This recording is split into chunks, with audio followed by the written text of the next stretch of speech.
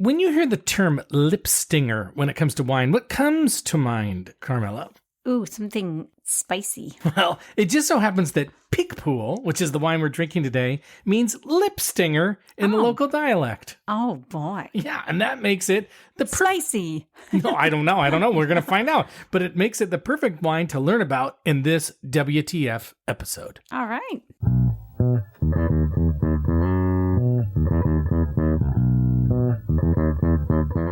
Hello, and welcome to the Wine Pair Podcast. I'm Joe, your sommelier of reasonably priced wine, and this is my wife and my wine pairing partner in crime, Carmela. Hi there. And we are the Wine Pair. Woo! And if you're new to the podcast, here is a quick orientation.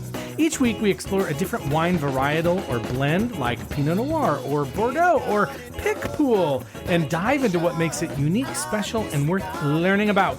And our goal is to help you expand your wine knowledge in a fun way that is understandable and accessible to regular people. Wow, I was going to say a new script. You got to change it up. And not just wine nerds. Oh, okay. Like us. Okay, we also taste and review 2 to 3 wines under $20 each, and we share our scores and recommendations to help you find great wines without breaking the bank. So thank you for joining us, and we're proud to say that Decanter Magazine has called us fun, irreverent, chatty, and entertaining. Can we change that too? No. We need another accolade from another famous wine magazine or something. Come on, I know, it's getting old. Let's get it. Come on.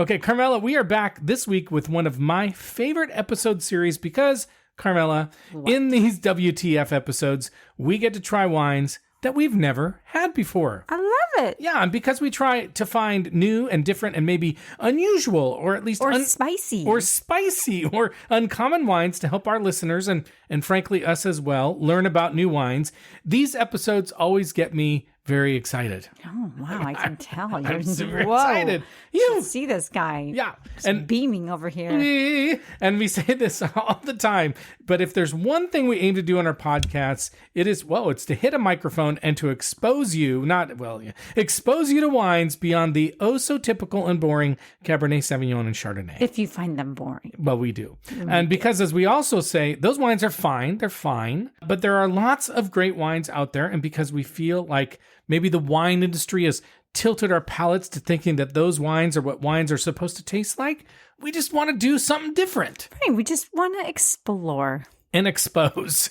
Wow, no, you can expose. I will explore. Okay, here it comes. I'm exposing. What? No, I'm not going to. That's really dirty. Okay, now the other thing about these episodes that we love is that we get to learn about new areas of the wine world that we don't know much about and maybe want to visit someday. Right. And this one, you're going to really want to visit this one, Okay, Carmela. okay. And we get to dig into the history and the culture and the cuisine in a really fun and relatable way, especially but not only if, you're a wine lover. Right. And I hope or if a wine nerd. Or You called us wine nerds earlier. Or wine curious. Right. We hope if you're listening, you at least have some interest in wine. Mm-hmm. That's right. So today we're going to learn about the French wine called Picpoul. And I love this, but the translation of the word, as we mentioned in the intro, is lip stinger. It's really pronounced Picpoul? Picpoul. I went to Julian, the wine guy, and he said Picpoul. Okay. I know. So, but evidently in the dialect of the area of Occitane, France, which is in southern France today, but in the Middle Ages, it covered parts of Italy and the Basque Country, which stretches into Spain. That is the dialect in which Picpoul means lip stinger. Wow. Now, the specific area where the most well-known Picpoul is from is called Picpoul de Pinet, and it's in the Languedoc area of France. And we have some links in our show notes if you want to learn more. Did you know we have show notes? But the Languedoc wine district is one of the largest producers in France, as well as the greatest producer of IGP and AOC. These are designations, rosé wines in the country of France. But this is what you're going to like. It's in the beautiful south of France. Ooh, yeah. By the beaches? By the beaches. Can we go? Yeah, I knew if we like this wine and Carmela is crazy about it, then she's going to say, we're going. Let's go to the south of France, and I'll go with her. Nice. Now, some of the wines they make in the region beyond Picpoul de Pinet are red wines like Grenache, Syrah, Carignan, Cinsault, white wines like Grenache Blanc, Marsanne, Roussanne, and Ugni Blanc, and many rosé wines. But since it's on the Mediterranean Sea, it has a Mediterranean climate, and it's about the same latitude as Florence, Italy. So it has hot summers, kind of mildish weather in the fall, winter, and spring, but not cool, not like cold. It's, I mean, maybe every once in a while it gets cold, but not very often. It's not going to freeze there. Exactly, very rarely. And they're also pretty well known for making organic wine in this area. And in fact, this article that I found said that 36% of all the organic French wine comes from Languedoc. Wow. So that's kind of interesting. Yeah, for sure. And my guess is maybe it's because, it's kind of an ancient, and we're going to talk about this, it's kind of an ancient wine growing area. And so maybe it's just the way they've always made wine.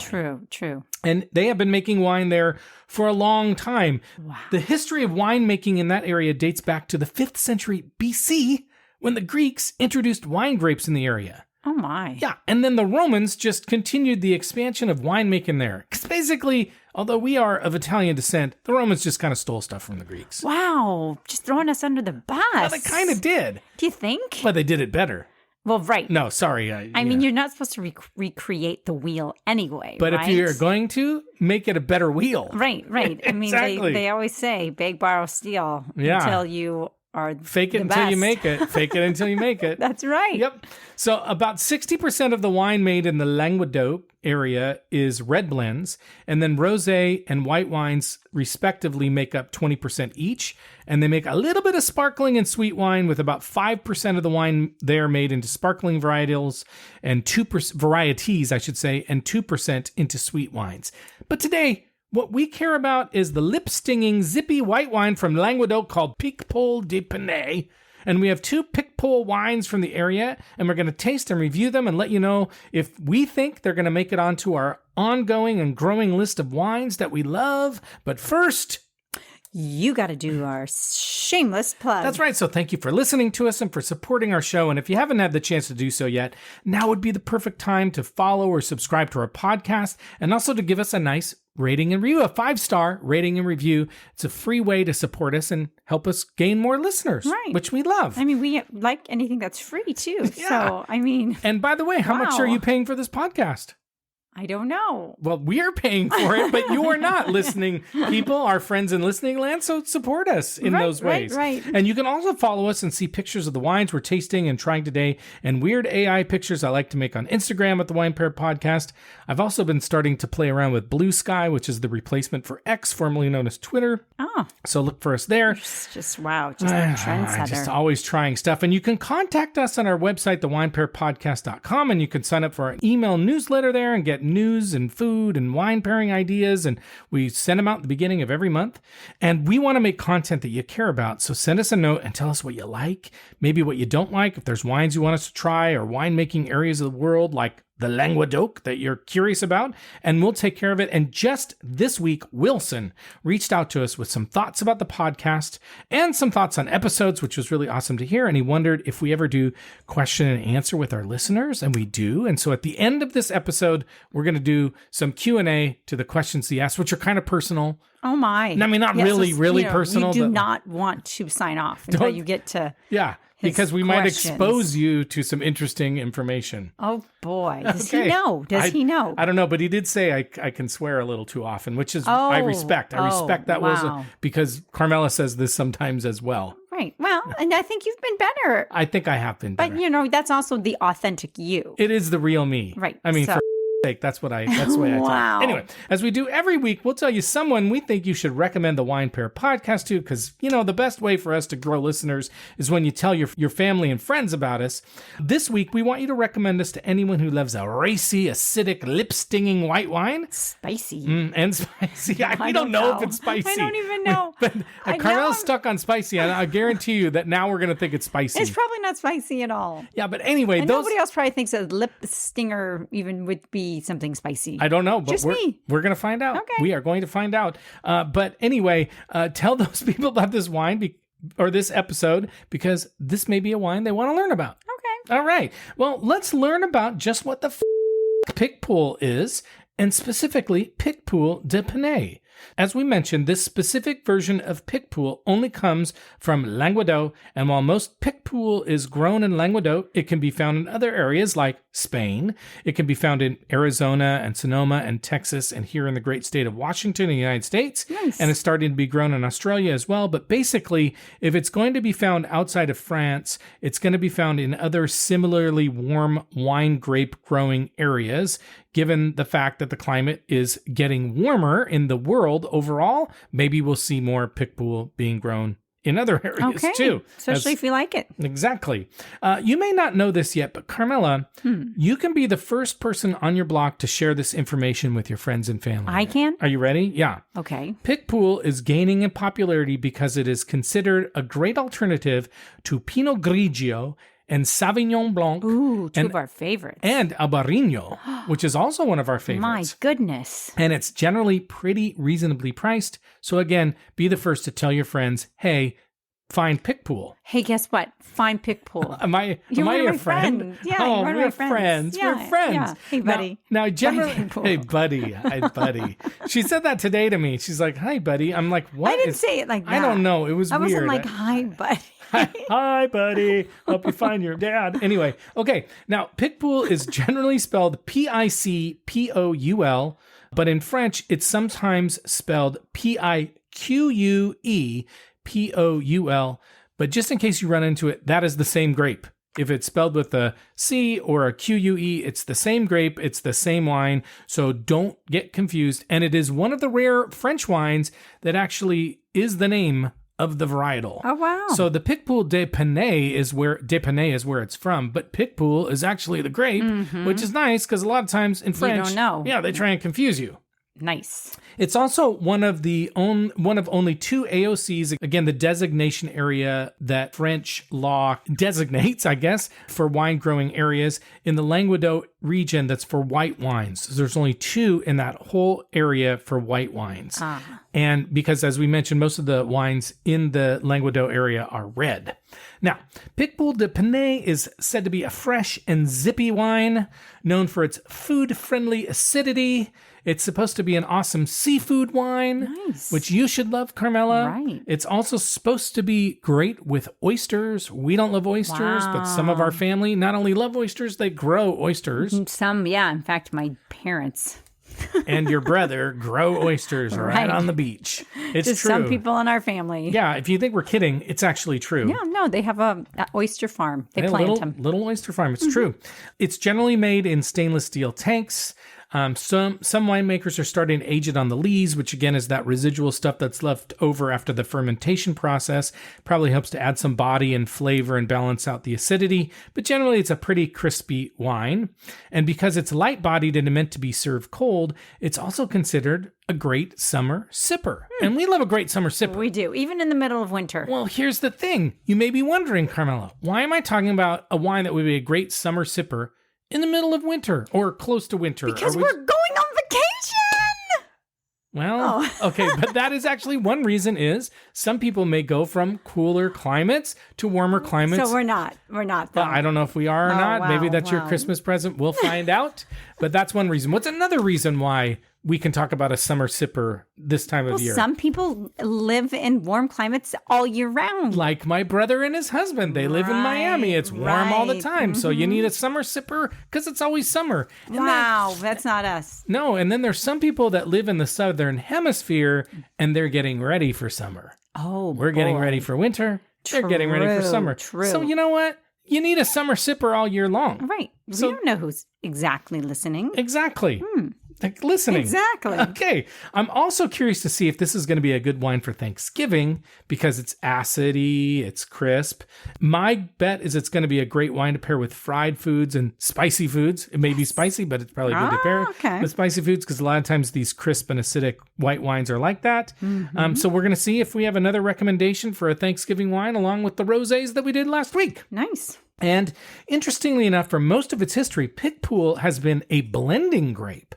So it's not a real surprise that you haven't run into it before or maybe not heard of it, but we think that will change because one of the articles mentioned that we have a link to in our show notes that Picpoul now accounts for 80% of the white wines exported from the Languedoc.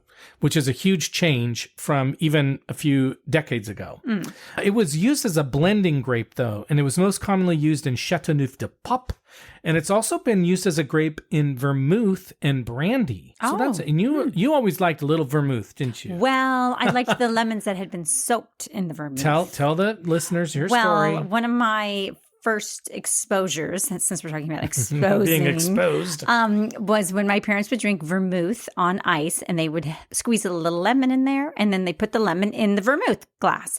And by the time it was done, that lemon was full of tasty vermouth, but a lot of lemon too. And I would grab it out of the glass, and I would take that whole lemon out, the whole inside. You'd eat it. Yeah, all the meat, all the lemon meat. Lemon meat. I don't even know. The flesh. Yeah, all the lemon flesh. Wow. And it was delicious. I think we call that the fruit, but it's fine. Okay. So the fruit, not the meat. The meat. I don't know. I like meat. I don't know. It's kind of interesting. The fruit meat. The fruit meat. Anyway, that's what was one of the first times I would have a little bit of alcohol. And I was probably like 8 years old. Guess what? You were probably having a little bit of Picpoul in that vermouth. Look at me. Look at you. Me. So you're way ahead of the game. Wow. It's also considered an indigenous grape to Languedoc. It's been around for at least 500 years. And some believe it is a mutation of a very old wine grape called Brune Forca, which sounds dirty, but it's not. It doesn't sound dirty. Forca? No. I've got a dirty mind. You do. Okay. Pretty much. Okay, for a little more history, because I know you love history, because that's part of the learning process, Carmela. It was one of the many grapes that was impacted by the phylloxera plague in the 19th century.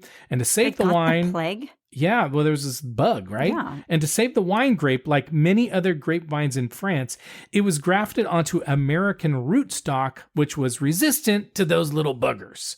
And so some of the research also that I've looked at calls this grape a mercurial grape, because it can grow clusters, sometimes in very large yields some years, and in very small yields in others. So it's a difficult grape to get grow. right. Yeah, it's hard. It's like, makes things hard on you. Temperamental. Like you make things hard on you. Temperamental. I'm a, what is it called again? Mercurial.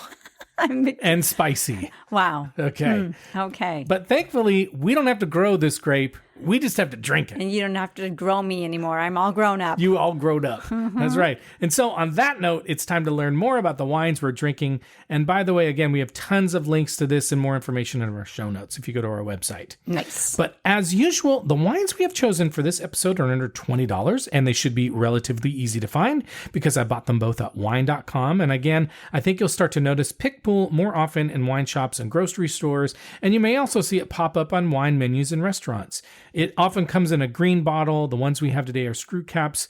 But you mentioned this the other day. It's probably also going to be one of those things that now that you're aware of it, you're going to start seeing it. Right. You probably never thought about it or even noticed it before. And now you're going to go, oh, Picpoul. Right. Everywhere. Just going to be jumping out at us. It happens. Don't you think that happens sometimes? Yeah. You start talking or learning about something. You're like, oh my gosh. Yep. Okay, so the first wine we're going to drink is the 2022 Domitia Picpoul de Pinet, and we love this, but it's a screw cap. Woo. We did find a tech sheet for this wine, and we have a link to it in our show notes, but this wine is being produced by a couple whose family has owned this vineyard for 6 generations. Wow. That's a long time. That is. On the tech sheet, they mention that the vineyards face a salty lake called Bassin de Tau, which is near the Mediterranean. And this wine is often described as having salinity. So we might get some of that saltiness coming through in the wine. They also say it's known as the Muscadet of the South, also known as Melon de Bourgogne. And if you don't remember, episode 114 from this past March was focused on Muscadet, so check that one out too. The text sheet says it's vinified in stainless steel tanks and is 14.2% alcohol. Wow. I know. That's a lot. Especially for a crisp white wine. Right. And so I'm wondering, I'm curious how that impacts the taste. And I'm also curious if that's maybe where some of the lip stinging comes from, because it's so high in alcohol. Interesting. We'll find out. Yeah. The second wine we're going to drink is the 2022 Domaine Font-Mars Picpoul de Pinet. And this one got a 92 rating from our friends at Decanter. Oh, wow. Now, I couldn't find a lot of information about this wine. I couldn't find a tech sheet. One website I found the wine on said that it comes from a winery that made such great wines that in 1686, King Louis XIV naturalized the family that made the wine, who were Dutch, and made them French citizens. Oh, was a long time ago, though. I don't know what that. Why is that a problem? I don't know. They're no longer French. I don't know what that means. This estate also sits near that Thau lagoon, so that salty water, like the last wine. And for a bit more history, one of the websites says that Domaine Fontmars, which is this winery, is owned and run by Jean-Baptiste de Cloc, who is the latest in a long line of de Clocs to farm French vineyards, the very same de Clocs that were naturalized by King Louis XIV. I'm not kidding. I mean, this is just so long ago. Well, I don't understand the what's your point? I don't know. Like all of this. I mean, can you really keep up with all of that? I don't know, but the de Clocs arrived in Bordeaux in 1679. I'm just thinking the wine then and the wine now. Who knows? Pretty different. Maybe they called it lipstick. It's like decanter. If that's the only people that can review us. Wow, that's too. Well, I'm not getting the connection, but I like it. Okay. Anyway.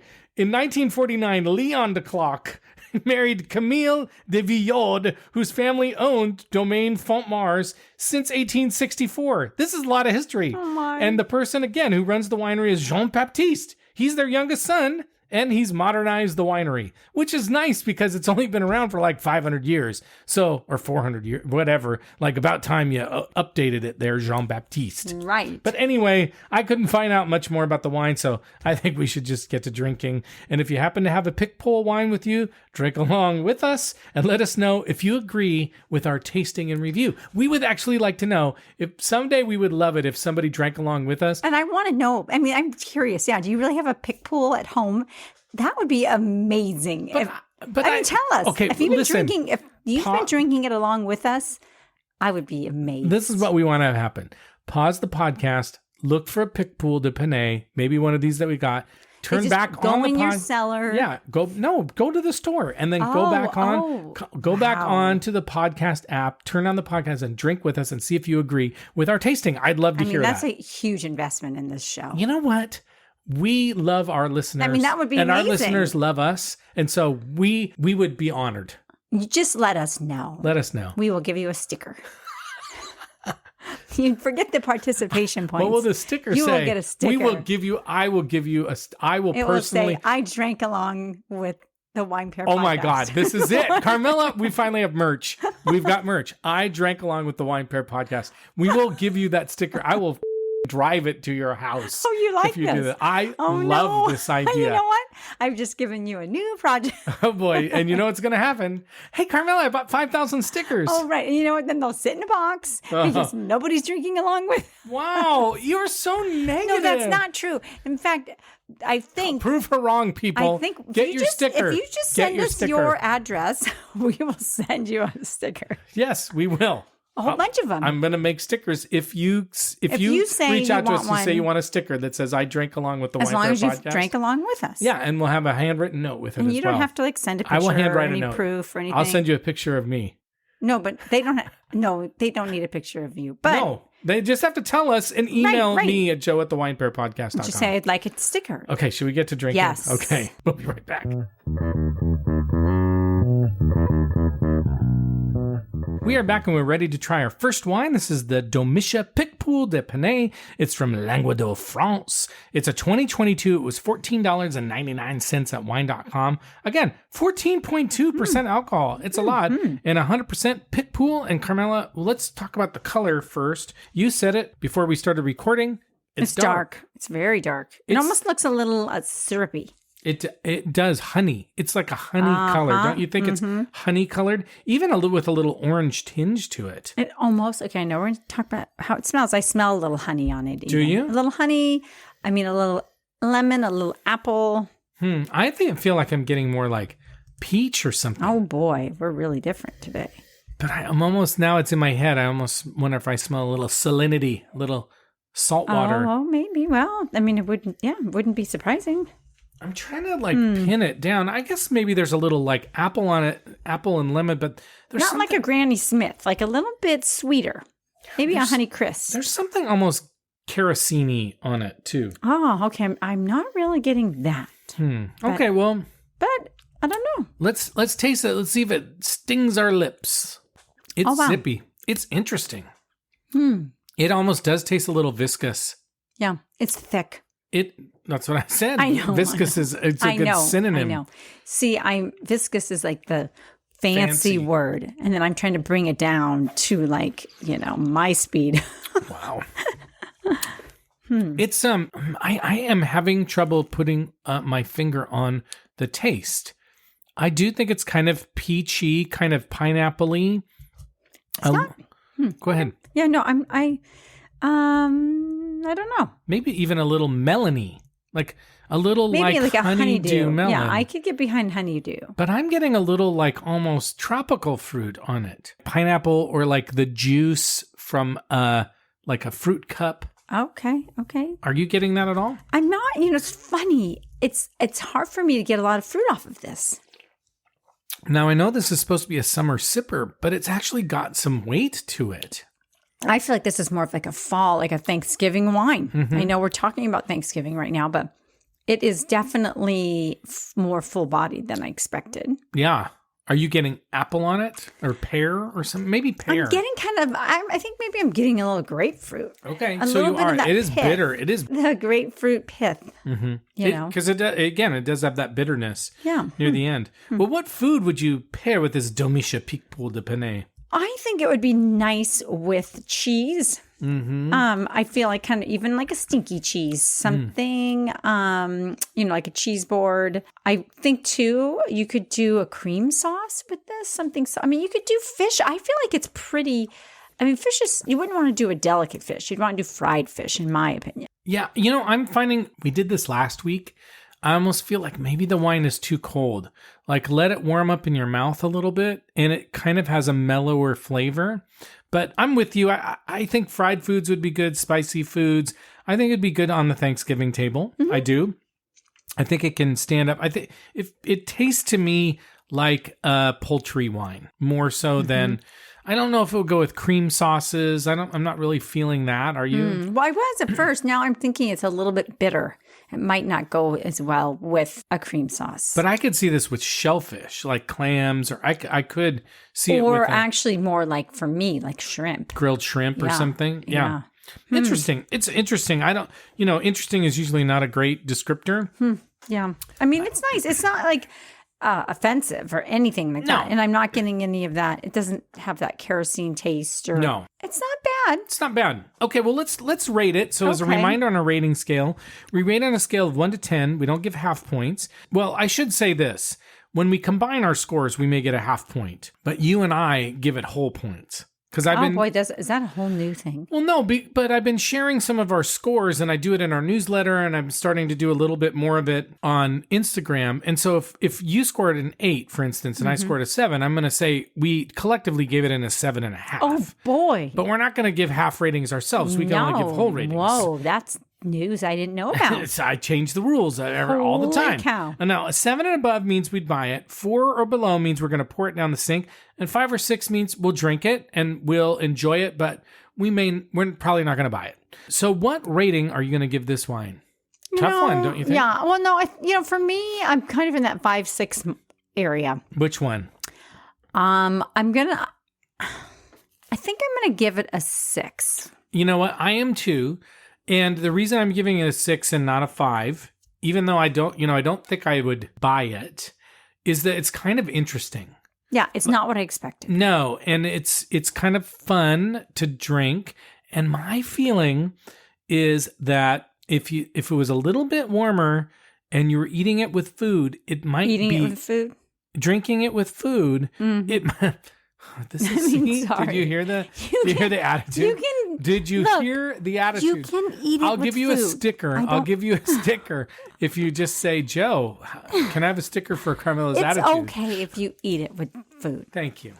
Okay, but consume it with food. But I do think maybe it would taste a little different. I think you're right. I think it is a wine you want to have with food. I think so. We don't, sometimes you cocktail wines like summer sipper, sit by the pool. I think this one may need a little bit of food with it. Yeah. Okay, we're going to take a break and we're going to try our last wine.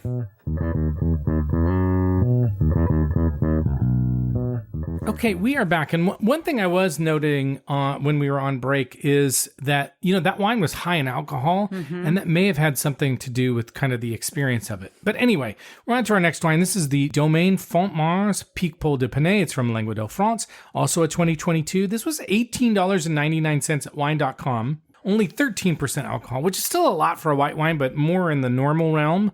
100% Picpoul, and decanter again gave it a 92. But what's the color? At first I was like, maybe the color is lighter, but I think you're right. In fact, I think it might be even more orangey or amber. It's pretty dark. It's almost amber. Yeah. Don't you think? Yeah. It has a very similar look to me, but there is like a little bit of highlights of amber when you have it in the light. Totally amber. And some bubbles around the rim. Do you have bubbles around the rim do. too? That's interesting always. Tiny bubbles. Okay, well, let's smell it. What are you smelling? It's similar to the last wine.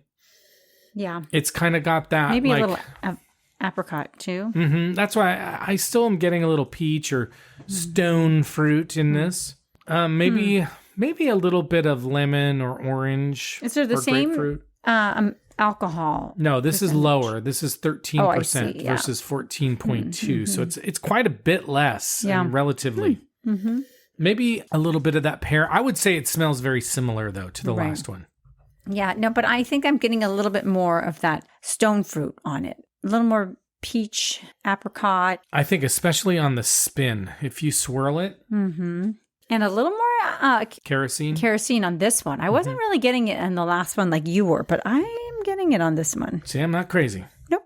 Okay, well, let's taste it and see what we think. Okay. I like this better. It tastes a lot the same to me. Really? Yeah. I think it's smoother.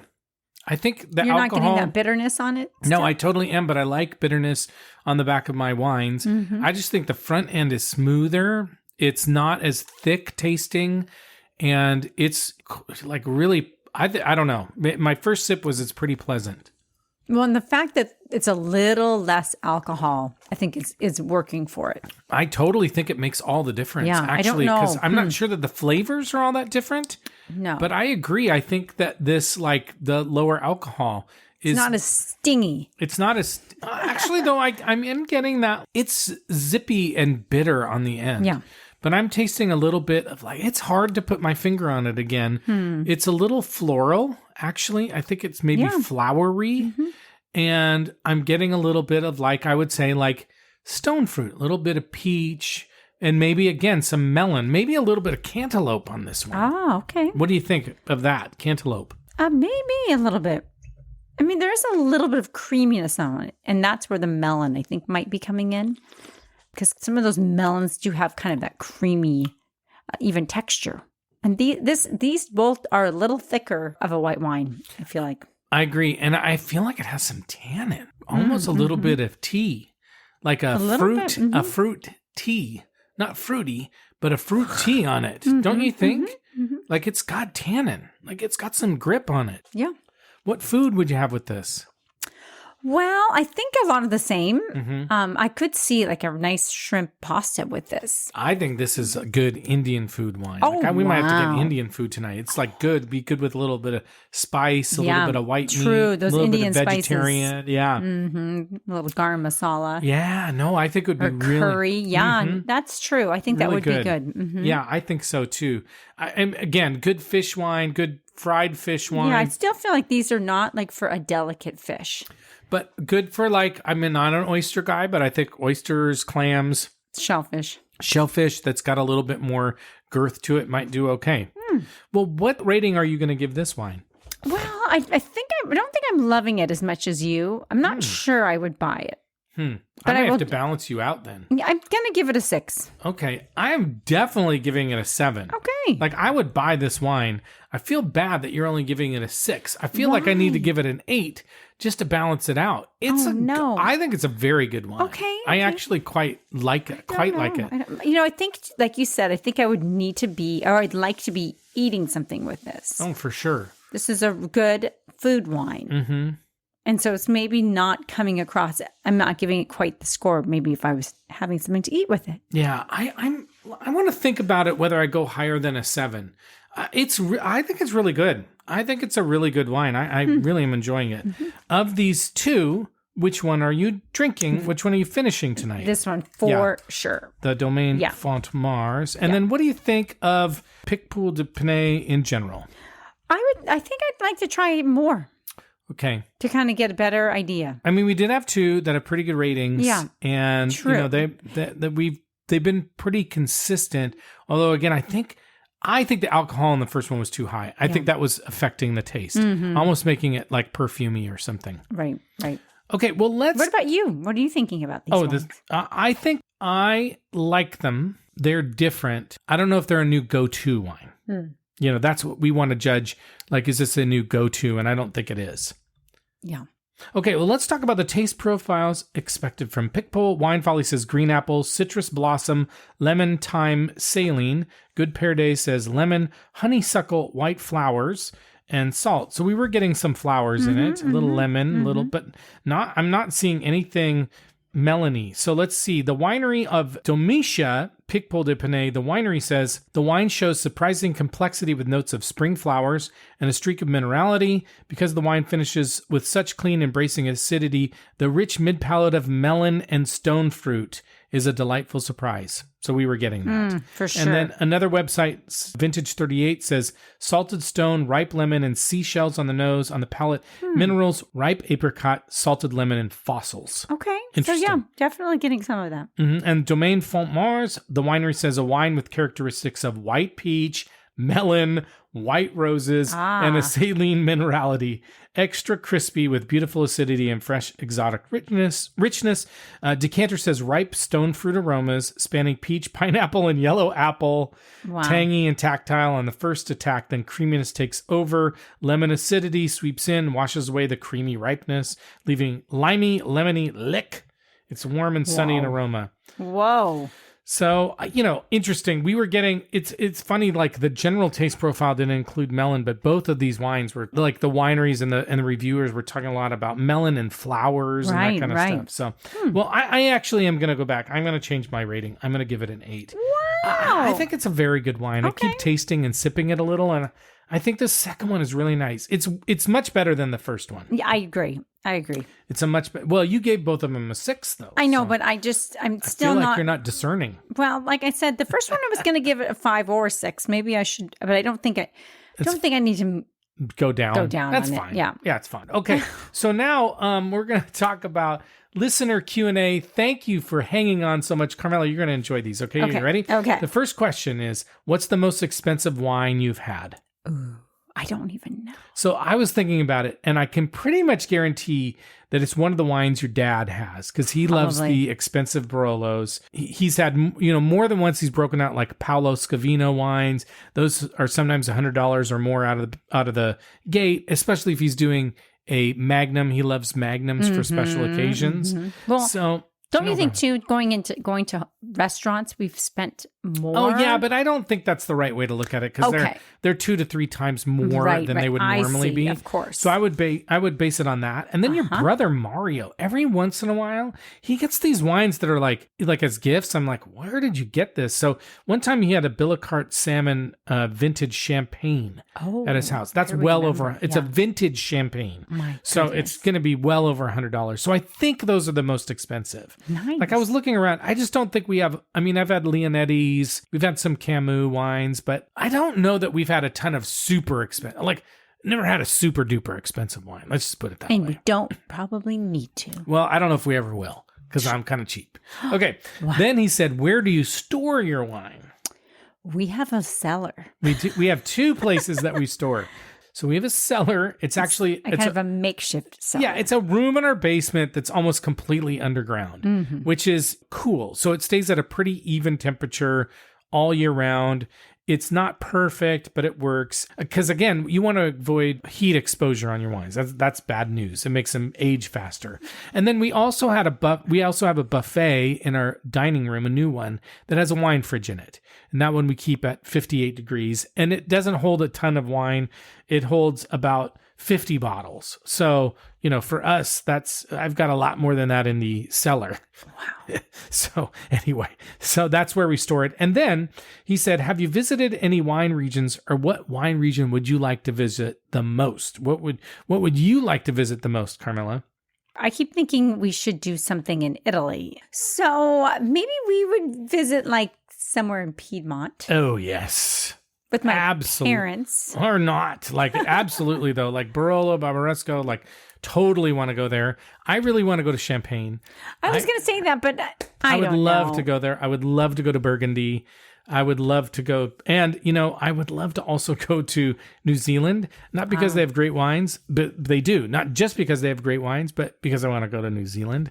So I think that, I think you're right. Some places in France, some places in Italy, and maybe some places in New Zealand, Australia would be fun. But have we been to wine? Yes, we've been to some wine regions, but actually not that many in terms of like just visiting for wine. So in May, we went to Barcelona and we went to Sant Sadurní d'Anoia, which is where they make cava, a lot of cava. So we've been there. We've been to Napa. We've been to Sonoma. We've been to Paso Robles. We've been to the Willamette in Oregon. So we've been, of course, Washington wine country like Walla Walla. We've been to Okanagan in the area here just north of Washington State. So I would say most of our wine, like the places where we visited have been in California, Washington, Oregon, and Canada, British Columbia. That's most of where we've done our wine visiting, but I would like to do more. I don't know, like, I'm not going to go crazy about it, but again, like Champagne, Burgundy, Piedmont, I think those are the places I really want to go. And then Southern Italy, like, we'll go and visit, hopefully, not in the not too distant future, your family in Bari, and that's Puglia, and there's some great wines in Puglia. So, there you go. Lots to do. But Wilson, thank you for the questions. We'll put that Q&A also in our newsletter, and we hope you keep asking us questions. We love the Q&A. It's kind of fun. Sure. We'll give you a sticker. You turn in a question, you get a sticker. Maybe. Oh boy, that's too high of a bar. You have to ask for the sticker. Oh, okay. Yeah, and then I have to print them, and then we'll get it done. And then you have to give us your address, and there you go. We'll get it. We'll get it figured out. Don't worry. Look what I've started, people. Okay. Well, Carmela, it's time for us to go. But before we do, we want to thank you very much for listening to us. And if you haven't done so yet, now would be a great time to subscribe or follow the podcast and leave us a nice rating and review. 5 stars. It's no big deal. Like, that's great. We'd also love to hear from you, as we said, about a wine you'd like to taste and review or a place you want us to talk about. So you can leave a message for us on our website, thewinepairpodcast.com. You can email me at joe@thewinepairpodcast.com. And with that, we're going to sign off. So thanks again. We'll see you next time. And as we like to say, life is short, so stop drinking shitty wine. Bye-bye. Bye.